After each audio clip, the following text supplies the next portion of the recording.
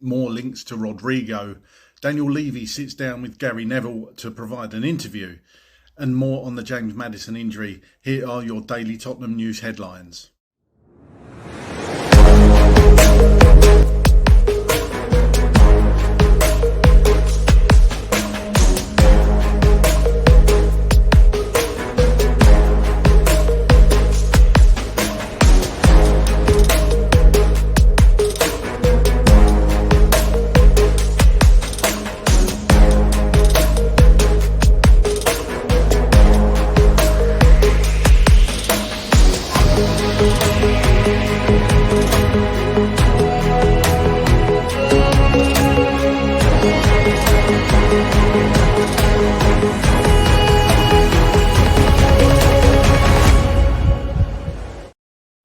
Hello, welcome back to the channel. My name's Craig and here are your daily Tottenham news headlines, where I'll be going through all the latest news, rumours and reports.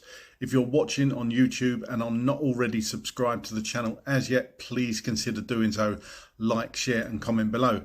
And if you're listening on an audio platform, please do hit that follow button and leave a review if you can. And if you do have a spare moment, please vote for the channel at the Football Content Awards 2025. All of the links are below. Let's get into it. Team talks state that Tottenham have submitted an £87 million offer for Real Madrid winger Rodrygo, Spanish publication Fichajes has claimed. The Lily Whites have reportedly taken a first step towards signing the Brazilian international as they aim to bring in a quality replacement for their departing captain Son Heung-min. South Korean forward is joining MLS side LAFC, and Rodrygo has been identified as his potential successor, although he is not entirely convinced about joining the North London side. Rodrygo reportedly believes a move to Spurs could be a step backwards in his career and may prefer to wait for an offer from a club with greater potential. Daniel Levy has been talking to Gary Neville on the Overlap YouTube channel about all things Spurs. He said, as regards the Tottenham Hotspur Stadium, that it is an achievement he is proud of, as he insists other clubs are now trying to copy Spurs. He said, "I think it's one of those situations. When I'm not here, I'm sure I'll get the credit," Levy told Neville. "When you come here and look at this wonderful building, the Tottenham Hotspur Stadium, and the fact that other clubs are now trying to copy what we're doing, that should be a sign that maybe we did do something bold and something right. The construction of the Tottenham Hotspur Stadium is, in my opinion, the greatest achievement, and I'm not doing it again. This stadium is a symbol of Tottenham Hotspur on the global map. I think it's fantastic for the local community, the employment that we're creating because of this stadium. We're very conscious that we want this area to improve economically, and the activity that this stadium brings is very significant for the locals. The multi-purpose stadium features the world's first dividing retractable football pitch, which reveals a synthetic turf field underneath for NFL games, concerts and other events. It helps to generate income and provides jobs for those around the area, and its construction is something Levy has got right since being the chairman of the club. Tottenham chairman Daniel Levy has confirmed the club will financially back new head coach Thomas Frank to the best of our ability, as they aim to build on their recent Europa League success and return to Premier League competitiveness. Despite winning their first trophy in 17 years under Ange Postecoglou, a disastrous league campaign saw Tottenham finish 17th with 22 defeats, leading to Postecoglou's dismissal. Frank has now been brought in to rebuild the team. Levy praised Frank's intelligence, communication and ability to develop players, emphasising there is no immediate pressure to win the league, but a desire to compete at the top. Levy also highlighted that Tottenham have spent nearly £700 million net since moving into their new stadium, and insisted that money alone isn't enough. Success depends on coaching, squad balance and some luck. He criticised unsustainable spending by other clubs and reaffirmed that he doesn't interfere in football decisions, stating that transfers and managerial appointments are collective decisions made by the board and technical staff. And you can watch this whole interview, the full interview with Daniel Levy and Gary Neville, on the Overlaps YouTube channel, and I do urge you to go and watch it, as it's a very good interview. Football.London sat down with Mohammed Kudus to talk about his move to Spurs, which I will now summarise here. Mohammed Kudus has made a striking start to life at Tottenham Hotspur, already showing signs that he could be a transformative figure at the club. Signed from West Ham United for £55 million, Kudus not only broke a 14-year transfer freeze between the two clubs, but has also brought with him an exciting energy and a desire to be different. The 24-year-old Ghana international has been quick to showcase the flair and creativity that define his playing style. In Tottenham's early pre-season matches, Kudus has already made an impression. He played a role in both goals during their win over Reading and was a constant threat against Arsenal in Hong Kong, helping Spurs to a 1-0 victory with his dribbling strength on the ball and unpredictable movement. Most recently in Seoul, he displayed a moment of dazzling skill to create a chance against Newcastle, stepping up the absence of outgoing club legend Son Heung-min. Kudus openly embraces his uniqueness, explaining that he's always tried to play differently, focusing on taking players on, entertaining fans and being a game changer in 1v1 situations. His idol growing up was Nigerian legend JJ Okocha, a player known for flamboyant flair and audacious skill, qualities that Kudus clearly tries to emulate. Tottenham's new manager Thomas Frank has been impressed not only with Kudus' offensive contributions but also his willingness to work hard defensively. Frank singled out a key moment against Arsenal where Kudus sprinted back to win possession, an effort that reflects his growing maturity and all-round game.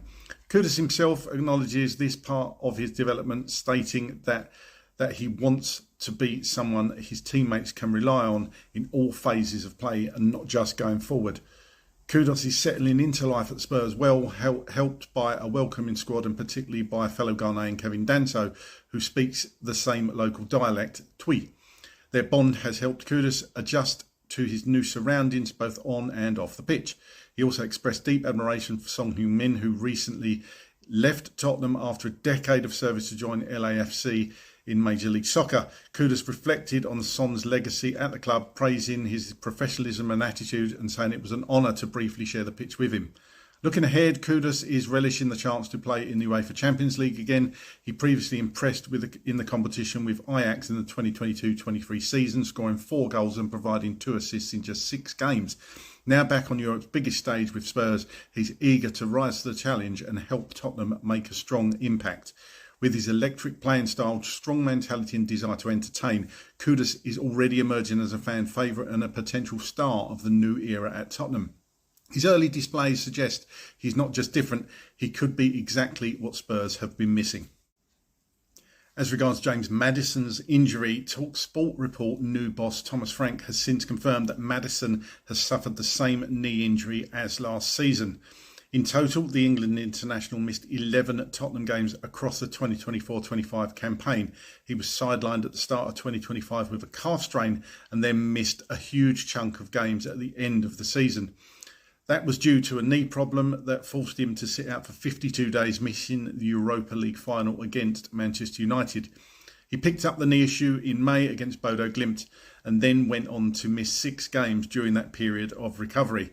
And now, as he returned from that injury that ended his season, he has appeared to suffer the same problem again.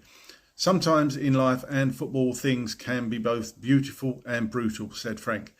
That's what we got today. It looks like with Madders a bad injury and then on the other side unbelievable scenes for Son from his teammates and the respect from the Newcastle players. We're pretty sure it was the same knee he injured before. Former Premier League boss Alan Pardew was worried for Maddison after hearing the manager's comments. He told TalkSport, "When I heard that quote, that the manager had used the word brutal, you don't use that word unless something horrible has happened. For Madders, it looks like a bad one. It's a massive blow to lose Maddison and Son on the same day. If he's going to be out for a long time, Frank may be forced back into the market to look for another attacking midfielder. And Spurs' interest in Eberechi Eze may be reignited following efforts to bring him in earlier in the summer. On Eze, Pardew added, Eze is an interesting one as his clause has run out and there's not a set figure. It will be interesting to see if Arsenal or Spurs start making any bids for the boy. And finally, it's here we go from Fabrizio Romano as regards the transfer of Son Heung-min to LAFC. He states Son Heung-min to LAFC. Here we go. Verbal agreement in place between all parties. Son ready to complete his move to MLS with Spurs due to receive in excess of 15 million euros. Son didn't travel back to the UK with the Spurs squad as he's waiting for documents to be signed with LAFC. Son's 10 years at Tottenham Hotspur are now over. Well, here's my thoughts on all those stories today. Again, the Rodrygo links. Look, I'd love this if it come off. I really would. But again, I'm going to stick to what I've said before. I just can't see Spurs going for him. Look, what a remarkable signing Rodrygo would be, to be honest, because he's a superstar. He would be one of the first players since Klinsmann, in my opinion, to come in where he's at the top of his game and we're actually signing world-class talent. I just can't see us going for it. It doesn't actually sound like Rodrygo wants to come. So if a player doesn't want to come to Spurs, then I don't want him at the club. It sounds like from this report that he seems to think Spurs are a bit below him, which if it's that attitude, then I don't want him, quite frankly. I don't care how good he is. You want players that will actually want to play for the club. So, yeah, whether this is true or not, who knows? But, you know, if a player don't want to come to the club, then I don't want him at the club and we should look elsewhere. But 100%, you know, with the Maddison injury, which I'll come on to a bit later, Son leaving, we need strengthening in that area, and we also need a centre forward as well, in my opinion. There's still so much work to do in this transfer window. 100%, they surely must now be looking at a number 10. But I'll come on to that a bit later. The Daniel Levy interview with Gary Neville, I watched it. It's very good, actually. I found it very good. Some people won't like it because it includes Daniel Levy, and whatever Daniel Levy says they won't like at all and won't want to watch. And be critical of. But I actually went into it with an open mind, and I thought it was a decent interview, to be honest. It was more around the financials, if I'm honest, and his views on that. Interesting to hear what Daniel Levy's thoughts are on that. But yeah, you'll have to go and watch it. Go and watch it on the Overlap YouTube channel. It's about 40 odd minutes, I think. Go and watch it and let me know what you think. It's well worth a watch, in my opinion. And he's got the stadium. It's all about the stadium in it as well. And they're walking around the stadium and he's showing Gary Neville around the stadium. And most of you, I'm sure, have been there. But it's really good to see because it's being set up for a concert at the time. So, yeah, it's really good watch, in my opinion. Mohammed Kudus, good to hear from him. This is a player that I liked when he was at West Ham, and what I've seen so far in a Tottenham shirt, I've actually been very impressed. I think he could become a firm fan favourite, to be honest, and will definitely be an immediate starter, go straight into that first 11. It's really good to see a player that can dribble with the ball. I love to see players that can dribble and dribble fast, work hard.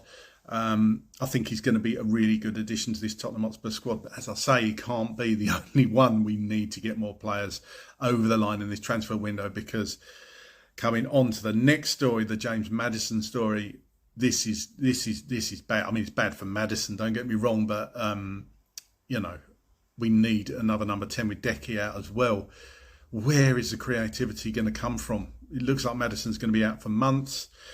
They just need to get a quality number 10 in now. Surely they must do. And again, they need to replace Son, because obviously Son is on his way out now.